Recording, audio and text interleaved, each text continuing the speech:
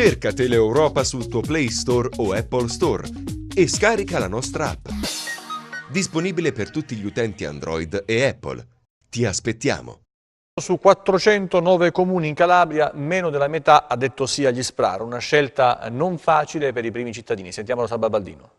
Cominciamo dalla provincia di Cosenza. Su 155 comuni, in 38 hanno aderito al progetto SPRAR, il sistema nazionale di protezione per richiedenti asilo. 34 i comuni che hanno dato la disponibilità: in provincia di Catanzaro, 17 a Crotone, 38 a Reggio Calabria, tra cui la città metropolitana, e 18 a Vibo. Considerando che in Calabria i comuni sono 409, fatti i conti, emerge che il piano del ministro Minniti non convince appieno il territorio. Ma cosa vuol dire aderire allo SPRAR, che va sottolineato sarà finanziato al 95% dallo Stato? Significa, è stato sottolineato nel corso dell'incontro a Taverna del Catanzarese, porre un argine agli arrivi indiscriminati, una scelta che per i primi cittadini non è a cuor leggero. Chi dice sì, quali vantaggi? Arrivano delle economie dovute alla partecipazione al progetto degli enti pubblici, che vengono in grossa parte distribuiti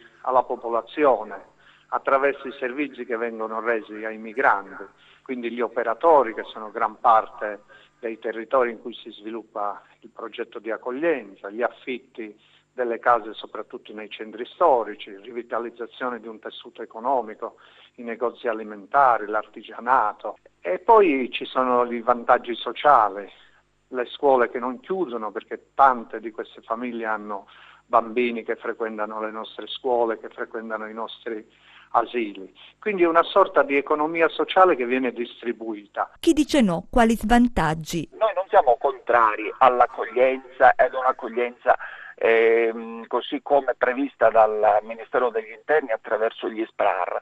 Vogliamo che l'accoglienza sia un'accoglienza intelligente, inclusiva, non diciamo no all'accoglienza, diciamo no ad una imposizione. Cerca Teleeuropa sul tuo Play Store o Apple Store e scarica la nostra app. Disponibile per tutti gli utenti Android e Apple. Ti aspettiamo.